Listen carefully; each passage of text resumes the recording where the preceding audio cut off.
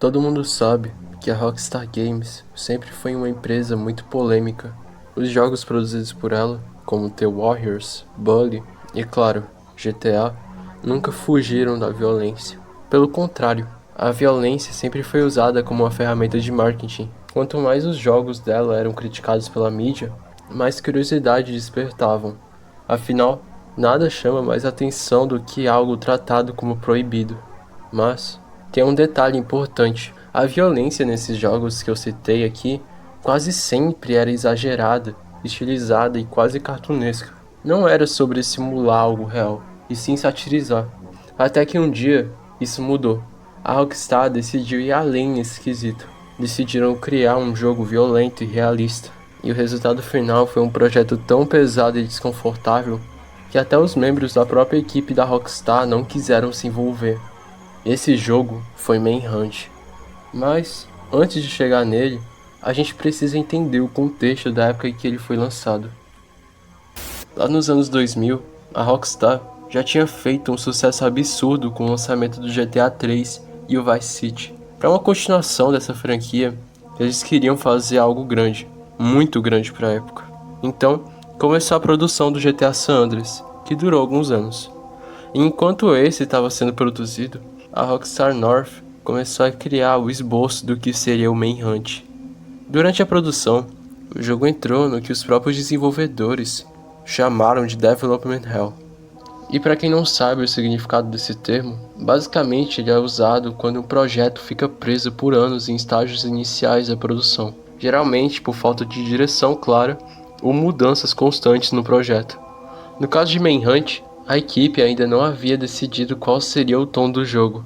Tinha um conflito entre seguir o estilo mais satírico e estilizado das produções anteriores da Rockstar ou apostar em algo muito mais realista e violento. No final, a decisão foi criar uma ambientação crua, suja e visceral. A proposta da Rockstar era essencialmente desenvolver um jogo com atmosfera de terror, mas que os monstros não fossem criaturas sobrenaturais, zumbis ou demônios, mas sim pessoas comuns levadas à brutalidade e à loucura. Depois de anos em produção, Manhunt foi lançado em 18 de novembro de 2003, apenas 11 meses antes do lançamento de GTA San Andreas. A recepção do público e a mídia não poderia ser outra. O jogo foi banido em vários países devido a seu conteúdo de violência extrema. A mídia sensacionalista afirmava que Manhunt era um literal simulador de assassinato. Só por essa introdução, pode-se notar que a produção e lançamento de Manhunt foi muito problemático. Não é à toa que o jogo quase causou um motim na equipe da Rockstar enquanto estava sendo produzido, já que tinham vários desenvolvedores que se recusaram a participar, pois se sentiam desconfortáveis com a produção do jogo, muito pelo tom violento que Manhunt tem. Agora que dei todo o contexto de lançamento e produção, eu vou falar um pouco sobre o enredo de Manhunt e analisar suas mecânicas, trilhas sonoras e etc. Mas não pretendo dar spoilers para não estragar a experiência de quem tiver interesse de testar o jogo.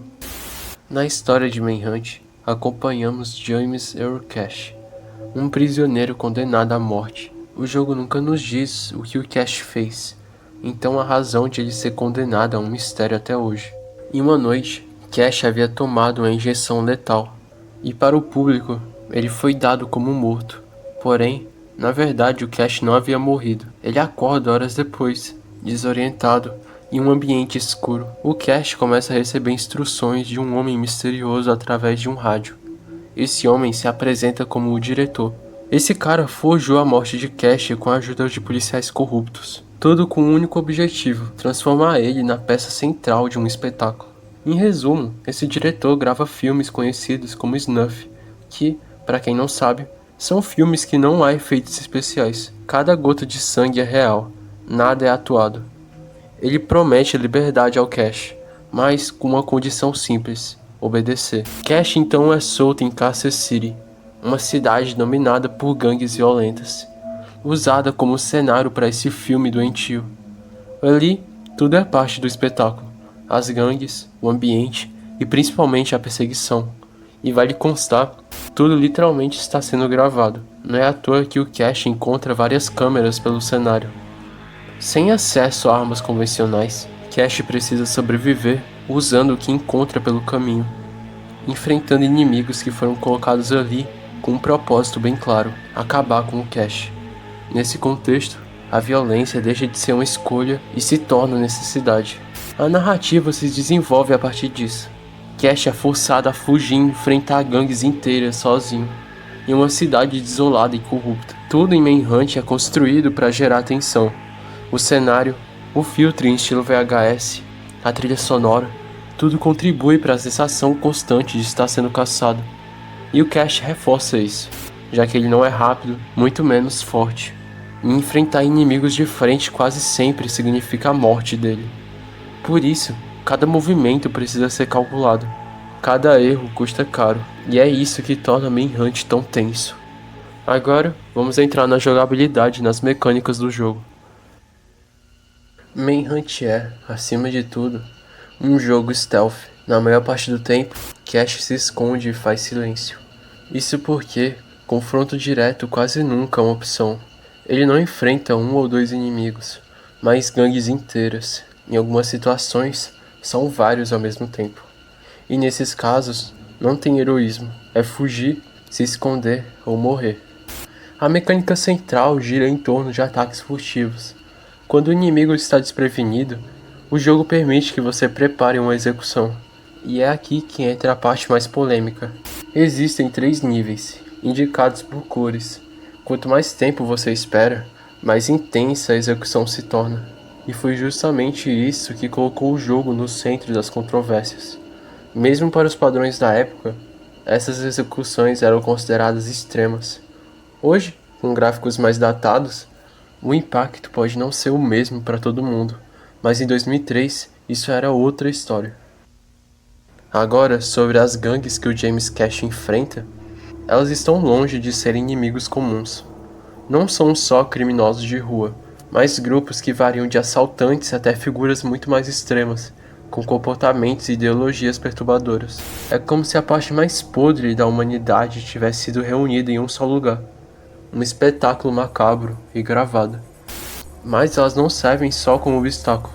Cada grupo muda a forma como você joga, a forma como você se move e principalmente a forma como você se sente. O desconforto não vem só da violência, vem de perceber exatamente que tipo de pessoa está te perseguindo. E isso deixa uma coisa bem clara. Apesar da violência nunca ser justificável, ninguém ali é inocente, nem o Cash, muito menos quem está caçando ele. A ambientação de Manhunt é, sem dúvida, um dos seus pontos mais marcantes. Carcer City não é só violenta, ela parece esquecida. Uma cidade suja, degradada, praticamente abandonada, onde cada cenário reforça essa sensação de decadência. Durante o jogo, você passa por lugares como ruas vazias, prédios em ruínas e até áreas improváveis, como um zoológico completamente abandonado. Nada ali parece vivo. E isso piora quando você lembra de uma coisa: tudo está sendo gravado. A cidade inteira funciona como um cenário, mas não um cenário qualquer, um palco. E é aí que a trilha sonora entra. Composta por Craig Connor, ela não tenta ser memorável no sentido tradicional. Ela incomoda, são sons discretos, tensos e que aumentam conforme o perigo se aproxima. E desaparecem quando o silêncio precisa falar mais alto. Muita gente compara esse estilo de trilha sonora de Manhunt com as músicas de filmes de terror slasher dos anos 80. Porque aqui, a música não serve para te acompanhar, serve para te deixar em alerta. Bom, agora eu vou abordar um tópico que, pessoalmente, eu vi que quase nenhum brasileiro aborda quando falamos de Manhunt. Apesar das diferenças claras de tom e proposta, Manhunt e GTA provavelmente fazem parte do mesmo universo. E isso muda completamente a forma como a gente enxerga os dois. Porque enquanto o GTA apresenta uma violência exagerada, quase satírica, Manhunt segue por um caminho muito mais direto, mais desconfortável. Mas mesmo com as propostas completamente diferentes, existem diversos indícios e provas que conectam esses dois mundos. Então não, o título e a thumbnail desse vídeo não são clickbait. GTA e Manhunt realmente fazem parte do mesmo universo. No caso, um universo 3D. E também é confirmado que Kansas City também existe no universo HD, apesar que não foi mostrado até agora. Existem diversas provas disso, desde diálogos, locais, citações e etc. Mas, se você quer provas definitivas, eu vou citar algumas. A cidade do GTA 3, no caso Liberty City, é bem próxima de Kansas City, sendo oficialmente descrita como cidades vizinhas dentro do mesmo estado fictício. E a Rádio Lib 106, em GTA 3, já mencionava a cidade de Kansas City, onde Manhunt se passa. Em GTA San Andreas, o CJ pode entrar no departamento de polícia de Las Venturas. Lá dentro, tem pôsteres de procurado, e um dos procurados na lista é nada mais, nada menos que o próprio James Earl Cash. Isso significa que o Cash já estava no mundo do crime há pelo menos 11 anos, já que GTA San Andreas se passa em 1992 e Manhunt em 2003. No fim, Manhunt vai além de um jogo violento. Ele funciona como uma crítica a uma sociedade que transforma a violência em entretenimento. O interessante é que o jogo não romantiza a violência. Ele te faz se sentir sujo, se sentir mal por fazer parte daquilo. O diretor não existiria se não houvesse quem pagasse para assistir. E talvez essa seja a parte mais desconfortável de todas, porque no fim, Manhunt não aponta só para o mundo dele. Ele aponta para quem está do outro lado da tela. Oi, eu sou o Kininaro. Só vim encher o saco no fim do vídeo para pedir que, se você chegou até aqui e curtiu esse lado bizarro da Rockstar, deixa seu like e se inscreve. Esses vídeos dão um trabalhão para fazer. Se vocês mostrarem que gostaram e que tem interesse em vídeos assim, eu não vejo problema em fazer uma segunda parte focada em Manhunt 2, que, para ser sincero, eu acho muito mais perturbador e cheio de conexões com GTA que o primeiro. Deixa sua opinião ou crítica nos comentários, ou só comenta qualquer coisa para ajudar o algoritmo. E é isso. Obrigado por terem assistido até aqui, e a gente se vê na próxima.